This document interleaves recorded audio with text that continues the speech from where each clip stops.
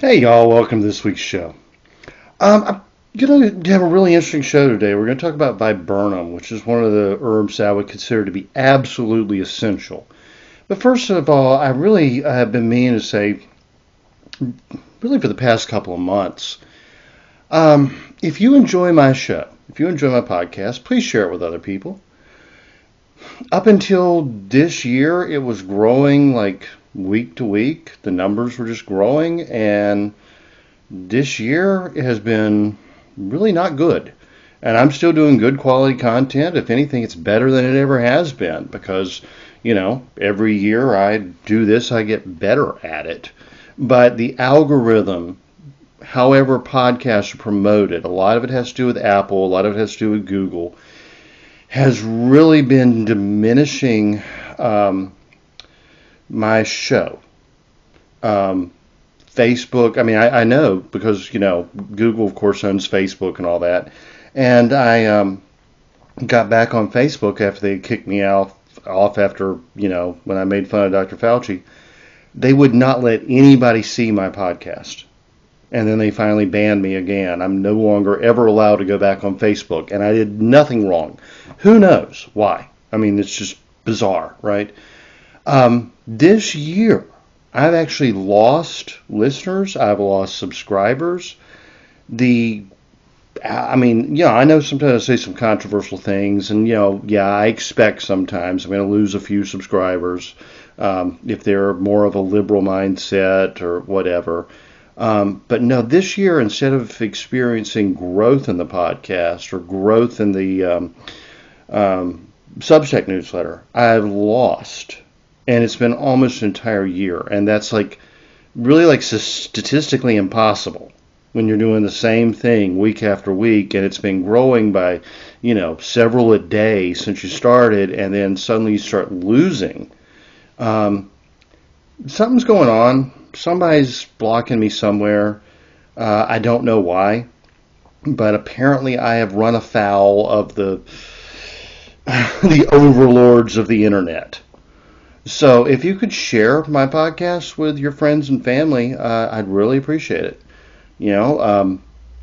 I don't make any money off the podcast. I know that seems crazy that I would I do 3 podcasts a week, right? So I'm spending at least 2, sometimes 3 hours a week, plus the editing, plus the uploading, plus the distribution. It's actually almost like at least a part-time job. I don't make anything off of it. Maybe every now and then I make like $20 in a month, and depending on whatever ads that the hosting company's running and how many people listen to them and click through. I don't make anything off of it. I do this absolutely for free. So if you could share the podcast, it would really help me out because, I do have to pay hosting for this podcast, and I can't lose money on it. If I start losing money on it, I'm going to have to stop. and I'm getting pretty close to it. I'm actually getting pretty darn close to it. But also, it helps me sell books, and the books are what put the food on my table. And book sales have not been great this year. And, I mean, everything had just been increasing month to month, week to week, since I started this 5 years ago, and this year has sucked. I have no idea what's going on. Something actually began to change about last August, and bad time for me. I mean, my dog had just died and everything, and suddenly my podcast numbers started dropping by 100 a week, and that's crazy. When that happens, you don't get the advertisers. When you don't get the advertisers, you don't get the money to pay for the podcast hosting. Somebody in one of the rulers of the internet, one of our sociopathic overlords, as someone once said, is apparently sabotaging my podcast. And why would I say that? Well, you could say, well, wait a minute, you've said some things and maybe people don't like it. Well, yeah, that's probably true. Actually, in the past, when I've said controversial things, politically conservative or Christian things, it's increased numbers. Now, also, like if I went to the same time last year, I could look back at old podcasts, like the first 1, 2, 3, 4, 5 to 100 I did, right? I've done more than 500 podcasts for the show. I could look at old podcasts and see how many people were coming to listen to the old ones every week. And it was a lot, and it was steady, and it was increasing. And now it's like none. The only reason that would be is that I'm being censored somewhere. Because those, when someone searches for something, say on Google, for instance, or another search engine, my podcast on a subject, a specific herb, or maybe head colds or flu, whatever, should be showing up in those search results. I'm not showing up in the search results anymore. So I don't know if they're trying to force me to pay money for advertising. That happens sometimes. But for it to go on this long, it's not a fluke. Someone is specifically suppressing me in search engines. So how can we get around this? Well, if you want me to keep doing the show, and I hope you do, I hope you enjoy it and value it. I put a heck of a lot into it, actually. Share it. One way we can get around the search engines is for you to get one friend or one family member or one stranger just to listen to my podcast.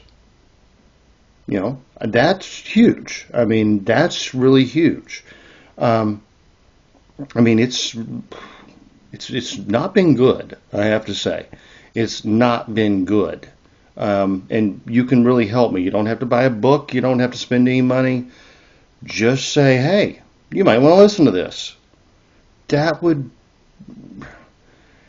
everyone who listens to this would actually do that, I'd be back where I was a year ago. That's how bad it's gotten.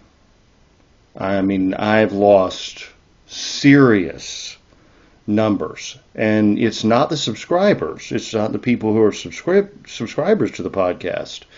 It's those that would find it through search engines. And so the way we can get around that, if y'all would just please recommend my show. You can, while you're at it, recommend my books. That would be great. I could really use some more book sales. When my show numbers go down, my book sales go down. And that's not good for anybody. So now let's get into Viburnum. Now, and in the meantime, while this has been happening, my public profile has risen. My number of followers on Twitter or X has increased by like tenfold, right? I got a major publishing company working with me. I got, major people citing my work and wanting to interview me and do. I mean, if it were not for purposely suppressing my listenership, this year should have been a banner year. I mean, literally 2025 should have been huge. I should have 10 times as many listeners as I've got right now. This is most obviously purposeful, and I don't know who's doing it or how to stop them. I really don't. I've tried paying for ads before. Really doesn't make a lot of difference because so much of my work is, well, it's not flash. It's quality. It's substantive. I do long form podcasts with a great deal of information. That doesn't, you can't just buy an ad and somebody click on it. When they do that, they're going to listen to it for like 30 seconds and they're like, okay, I'm moving on to, some funny meme or some cat playing a piano. Or, you know how it works. No, I mean, my listeners are actually sit down and listen for 30 minutes to an hour. So what's happening is that new listeners and probably even current listeners who aren't subscribed are no longer able to find my show unless they go in and actively search for it.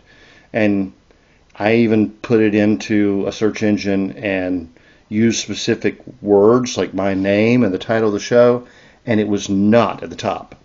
That's kind of weird. I mean, if you look for the Southern Appalachian Herb Podcast, it shouldn't show up on like page 5, right? So something's up. Something's going on. But anyway, this is all I'm going to say on that. Help me out if you can. Also, interestingly, about the time I started dropping out of those search rankings and getting fewer listeners, I started getting tons of email every day from people saying, if you pay me this amount of money, I'll promote your podcast. Little suspicious? I think so. I think it's more than a little suspicious. But it's also not a dang thing I can do about it, except keep doing a good job, say a prayer and hope for the best. Y'all can do a lot. Literally, if you share this podcast with one person, that's actually, I mean, if even 5% of my audience shared this podcast with one person each, I'd be back on the plus side.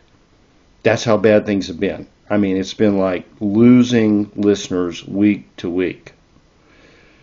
Not getting subscribers. Everything just like going stale. I don't, it's obviously quite purposeful. And I don't know who, how, or why, but there's no doubt. Because, I mean, I do the same podcast today as I did on, November 23, 2 years ago. And November 23, 2 years ago, I'd get like, 50 new subscribers in a day. And now I get none and lose 3. So something's going on. I mean, something's going on. So anyway, we're going to talk about Viburnum, and I told you this is one of the most important herbs. It absolutely is.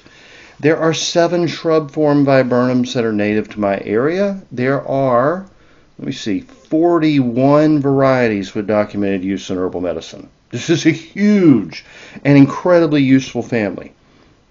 The one that is most often used is called Guelder Rose.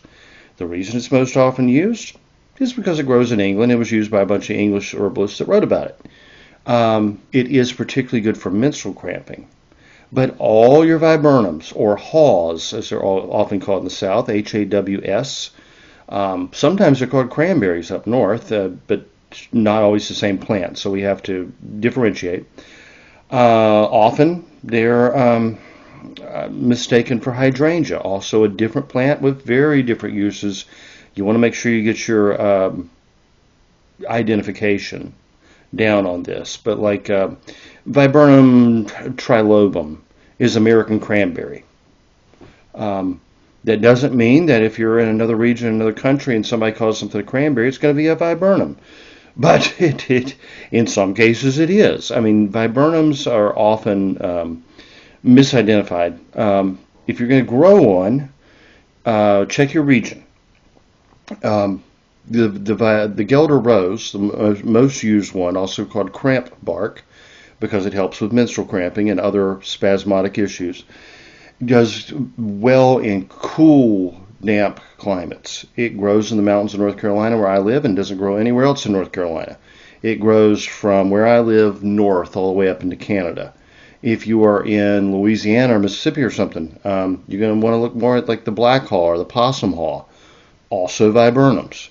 So, viburnums among the useful plants in herbal medicine. Also, as I said, among the most varied in appearance and growth habitat. They can be bushes or trees. They can be cranberries or haws. They can be ornamental shrubs, or they can look like a hydrangea. Miss Grieve wrote of the Gelder rose, viburnum called the cramp bark. She says this bark, known as cramp bark, is employed in herbal medicine. It used to formerly be included in the United States Pharmacopoeia. She's writing 1931, but is now omitted, though it has been introduced in the National Formulary in the form of fluid extract, compound tincture, and compound elixir for use as a nerve sedative and antispasmodic in asthma and hysteria. Now, what does she mean by hysteria? Well, let me get a sip of water and I'll tell you. Hysteria originally referred to a swelling in the pleuroma, I believe it's called, the tissue around the lungs. It would cause shortness of breath. It's like pleurisy, if you want to think of it that way. It caused shortness of breath, anxiety, rapid heart rate, fainting, swooning, as they used to call it. That was true hysteria. Sometime in the, I don't even know, it was after the Middle Ages, but sometime around, I guess, what we call the Renaissance era, which actually never happened. The Renaissance is a myth, by the way. If you ever look at history, you'll find out there was never a Renaissance. It was made up. But around that period, they began to call hysteria female complaints or female troubles, PMS, irritability, etc., cramping, discomfort. So hysteria has become, at least by the 1800s, hysteria was a term used almost specifically for women for any emotional and most physical complaints related to menstrual disorders.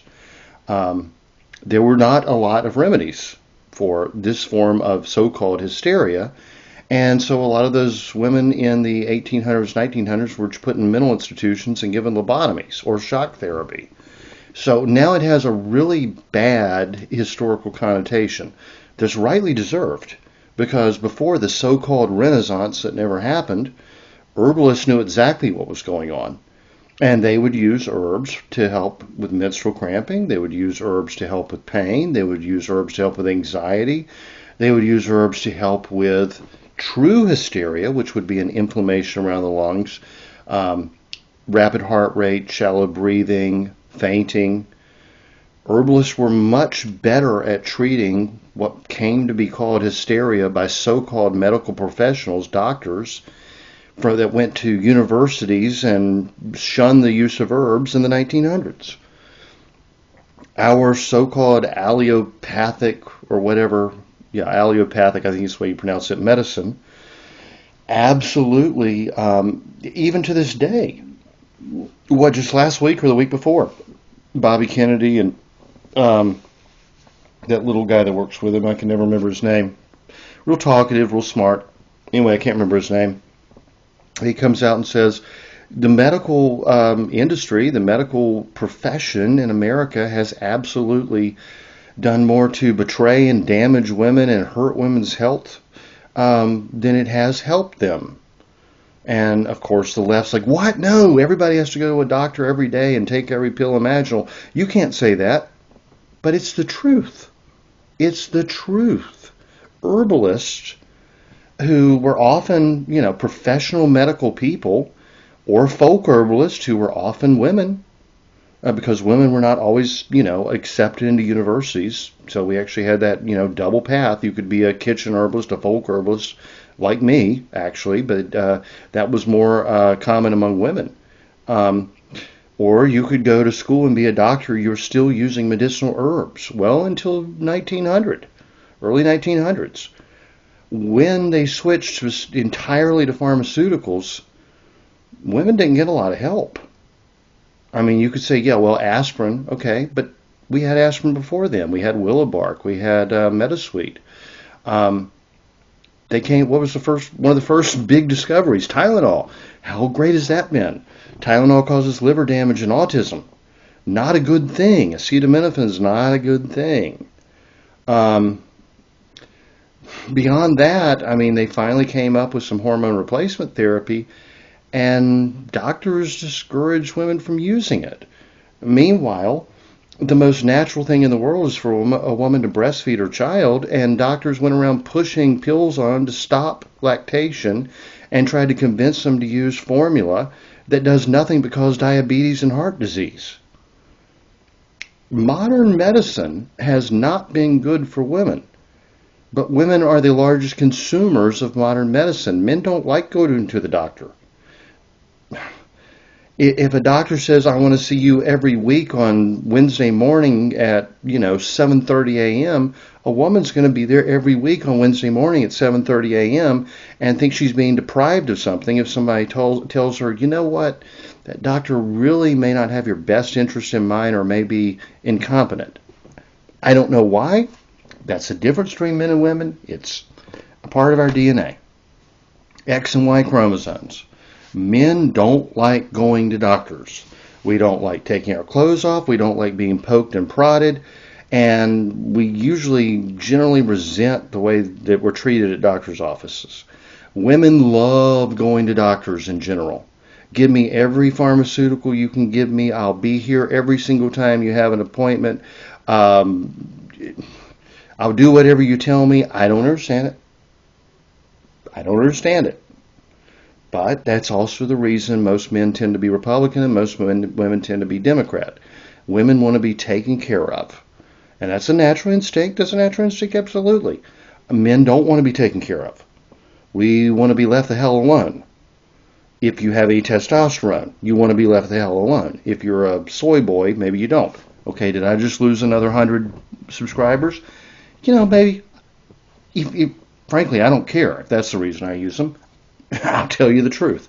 And the truth is, a man who's a man wants to do just about anything rather than go to a doctor.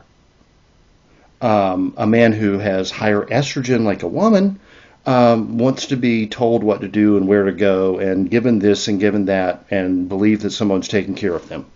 Okay. Breakdown of the modern family. Most people don't even get married if they have a child. If they do, they don't stay together very long. Women don't have husbands. Children don't have fathers. They're looking for somebody to take care of them. I got it. In the meantime, they say, I'm a strong, independent woman. I have a PhD. I make all this money. And I can buy the best insurance money can buy. And I'm going to use it. Or go on food stamps and Medicare and all that. I don't need a man. Okay.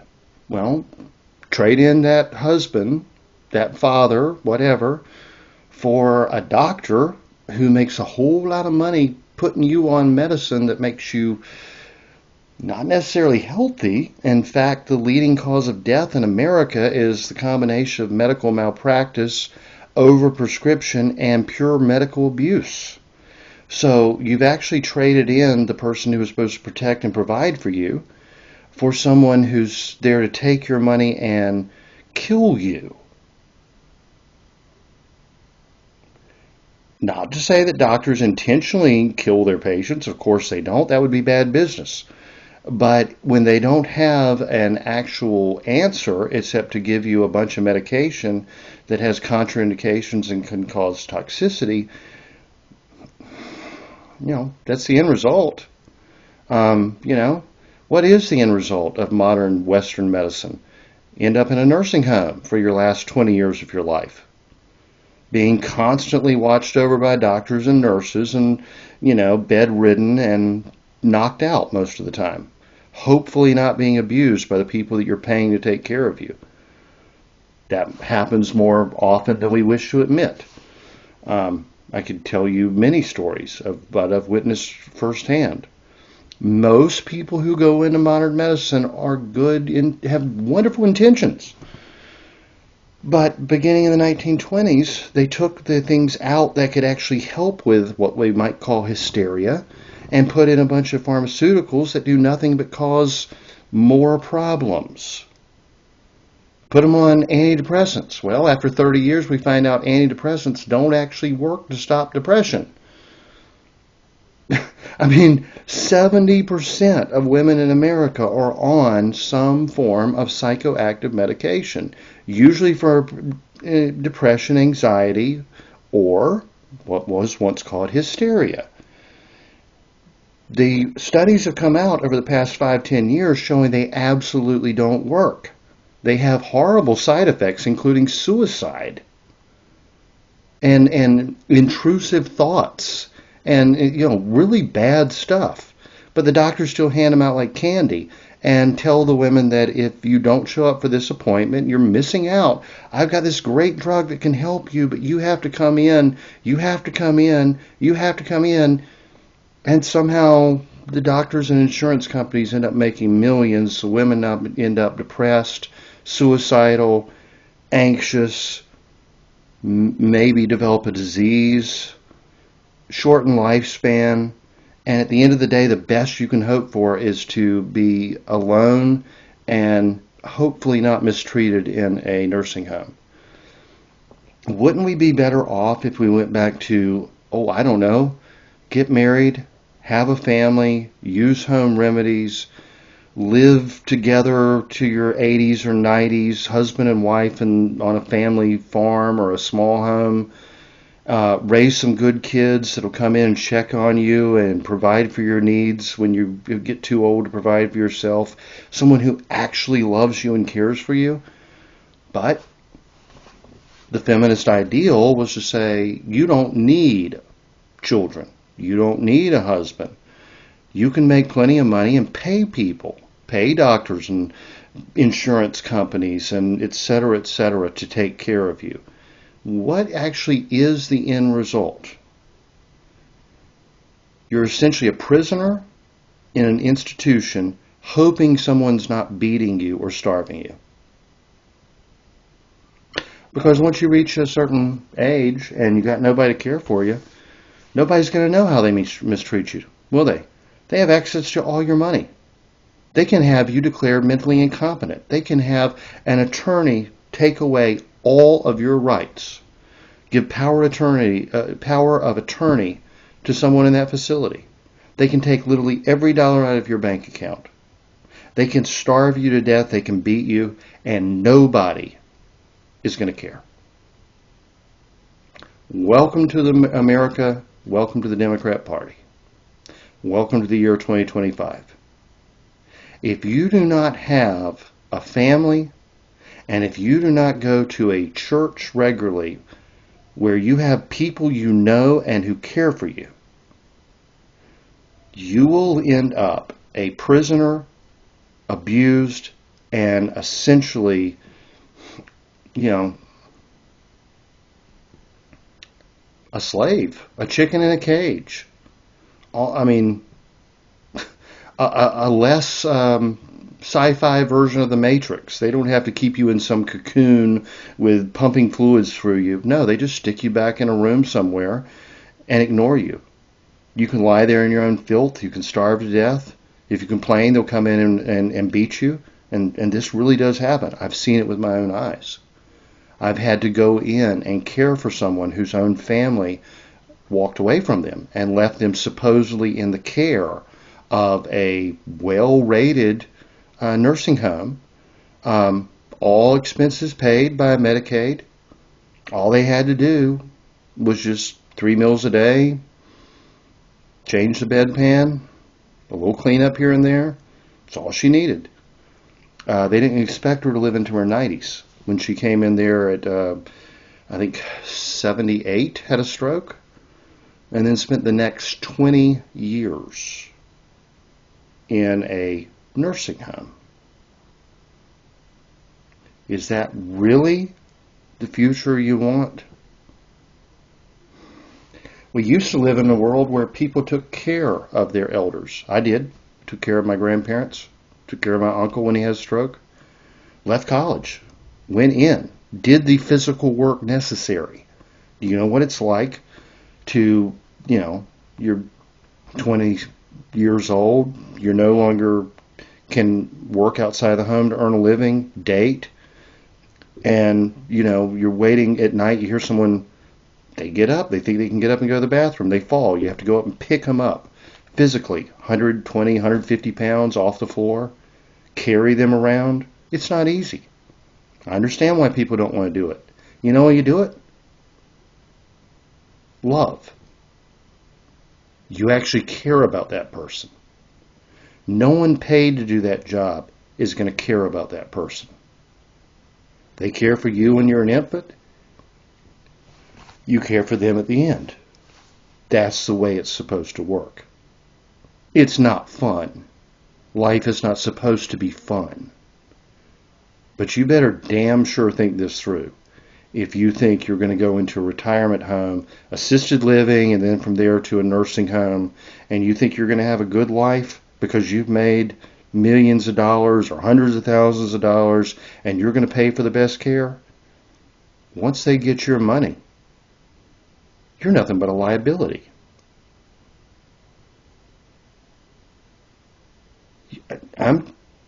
You better think this one through. There are so many people going down this road. There are so many people going down this road. I know right now somebody I care about very deeply, ex-girlfriend of mine. She's a professional person. She makes more money in a month than I'll probably make in 10 years. I mean, she's got the degrees, she's got the power position, she's got everything. She also has some serious issues. She can't let anybody get close to her. She has abandonment issues, we'll say, and she's not going to get married. It's just not going to happen. She expects to work till she retires, and then, retirement, nursing home, assisted living, then nursing home, you know how that works. She's not got a good life in store. And I can't seem to get her to understand this. No family, no children. She's never going to have children. Very liberal Democrat. Believes this is the feminist goal, right? Be completely self-sufficient. You don't need a man, you don't need children. Okay? Meanwhile, she's like 5'2", 100 pounds, wearing 3 sweaters.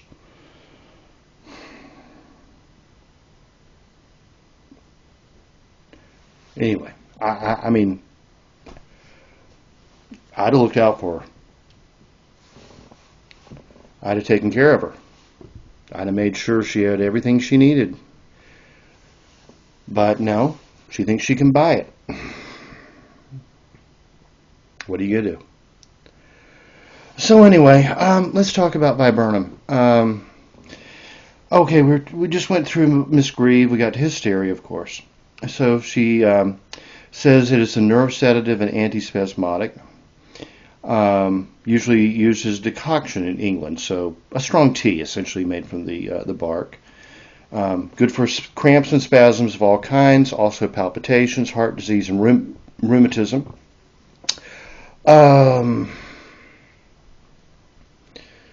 Yeah, she doesn't say much more after that. It said that the bark is bitter, by the way. The haws are a nice sweet fruit. Cranberries, of course, have a bitterness, but the bark is bitter, so it can also be used as a digestive tonic and for the liver. So in Poland, Sophie Hotterwick-Snab tells us that the berries were used more, and it would be made into a jam to soothe cough and phlegm, headaches, fevers, and for typhus. It's interesting. Usually we use the bark, but yeah, in Poland, the berries apparently. Resources of Southern Fields and Forests got into all the haws, and they list so many haws. That's H-A-W. If you've ever heard of, it's not hawthorn, okay, but I guess the plant was mistaken for that. So you have black haw, red haw, possum haw. It's good fruit. You can make jam out of it. It's nice. Little sour. Definitely a little sour. The author of this book mentions that Dr. Ferris of Mississippi. He said he regards as a nervine, antispasmodic, astringent, diuretic, and tonic. Now, this is not the Gelder rose. This is not the official Viburnum. These are the wild ones that grow throughout the South. Same properties. Nervine, antispasmodic, astringent, diuretic, and tonic. And he claims that in the nervous disorders of pregnancy and uterine diseases, it is a valuable remedy agent. In other words, well, he actually says it is particularly valuable in preventing abortion and miscarriage, whether habitual or otherwise. So, at this point in time, abortion was illegal in the United States, and sometimes doctors would actually keep viburnum on hand. If someone had taken something to induce a miscarriage, give it to them to stop it. Okay, I don't recommend any herbs during pregnancy. You know that if you listen to this show. Gosh, you know that. I say it just over and over and over. I'm not an expert. If you want to take herbs during pregnancy, you need to consult an expert and do your own research. This viburnum, because it prevents spasms and cramping, was the primary herb used to prevent miscarriage, premature contractions for hundreds of years. I do not know of any contraindication, any documented case in which it caused any harm, but I'm still not going to recommend it. Now, if you've had a miscarriage before, if you're prone to miscarriage, I hate to say it that way, it's a horrible thing. I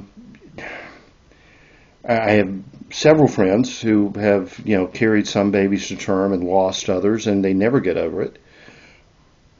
You may want to look into it to stop premature contractions. I would highly recommend consulting a midwife who is knowledgeable in herbal medicine. If you cannot find one, look for books written by women for women on this subject. It has been used plenty. Probably is fairly safe, but I'm not going to recommend it because that's not my area of expertise. Anyway, moving on to King's American Dispensatory, and they use Viburnum opulus, which is high bush cranberry. Now, that's where I say that not all viburnums are cranberries and not all cranberries are viburnums, but high bush cranberry is. And they said it is powerful antispasmodic. High bush cranberry is essentially the American version of Gelder rose, by the way. Powerful antispasmodic, and in consequence of this property, it is more generally known among American practitioners by the name cramp bark. It is very effective in relaxing cramps and spasms of all kinds, such as asthma, hysteria, cramps of the limbs, or other parts in females, especially during pregnancy, and is said to be highly beneficial in those who are subject to convulsions during pregnancy or at the time of parturition, preventing the attack entirely if used in the last 2 months of gestation. That is actually a medical text from 1898. I still say do your own research, consult with an expert. It says, like Viburnum prunifolium, it is a remedy for the prevention of abortion and to prepare the way for the process of parturition. It means having a baby. It allays uterine irritation and tendency to terminate in hysteria, while in the neuralgic and spasmodic form of dysmenorrhea, it is a favorable remedy with many physicians. It has been used in spasmodic contractions of the bladder and spasmodic stricture. They were using a tincture, 20 drops of a specific, probably a percolation tincture actually. Said this action is closely resembles that of the black haw, so they use black haw as well. There's some interesting formulas, including skunk cabbage and such, which can be a little dangerous, so I'm going to skip over that. But for specific indications and uses, for cramps, uterine pain, spasmodic action, pain of the thighs and back, bearing down, that's another thing that happens during pregnancy, expulsive pains, neuralgic and spasmodic dysmenorrhea, and as an anti-abortive. Then they give a big description of the black haw, including that it's bitter, slightly aromatic, good for digestion, good as a gargle and a wash for ulcers and sores, astringent, good for diarrhea, and everything they said about the other one. They also thought that black haw was good for sterility, interestingly enough. Don't know if that's true or not, but for specific indications there, they said uterine irritability, threatened abortion, uterine colic, dysmenorrhea, deficient menses, severe lumbar and bearing down pains, cramp-like expulsive menstrual pain, intermittent painful contraction of the pelvic tissue, after pains and false pains of pregnancy, and obstinate hiccup. Yes, these spasms that are called hiccups can also be helped, especially with the black hall, but probably with many members of the Viburnum family. Medicinal Plants of Southern Appalachians speak specifically of the black hall because that's the one we have most here. Says that black hall was an ingredient in formulas for women's monthly troubles and was used to relieve menstrual cramps, prevent miscarriage, and as a labor tonic during the last few weeks of pregnancy. It was an ingredient in the best-selling herbal remedy of all time, Lydia Pinkham's vegetable compound for females. And yes, that used to be advertised in every magazine. It was huge. Black hall was also used to relieve nervousness, stomach cramps, and tics or spasms. Now, let me get one more sip of water, and we'll get into plants for a future, because they include a couple from my region. Arrowwood. A decoction of the twigs has been taken by by women. I couldn't read my own writing. To prevent conception. I thought, what is that word? Wampum? No, it's women. Yeah, I have horrible writing. To prevent conception. A poultice of the plant has been applied to swollen legs of a woman after she has given birth. Both of the above uses are for the subspecies Viburnum dentum lucidum. Lucidum. There we go. But for hobbleberry, which is really common in my area, they said the leaves are analgesic. They have been mashed and applied to the head as a poultice to ease migraines. A decoction of the roots has been used as a blood medicine, and a decoction has been used as an aid to fertility by women. Interesting. Very interesting. Physician's desk reference for herbal medicines just lists the black hall, interestingly, not the Guelder rose, which is far more commonly used. Says the drug has spasmolytic and to date undefined effects on the uterus. Black hall has been used for complaints of dysmenorrhea. No health hazards or side effects are known in conjunction with the proper administration of designated therapeutic dosages. So, these are great plants. I would highly encourage you to find one that grows in your region, do some research on it, look it up. The Guelder rose is like the official viburnum, but black hall, if you're in the south, excellent, like runner-up to it. High bush cranberry, if you're in the north, if you happen to be in an area where Guelder rose doesn't do well, it's very closely related.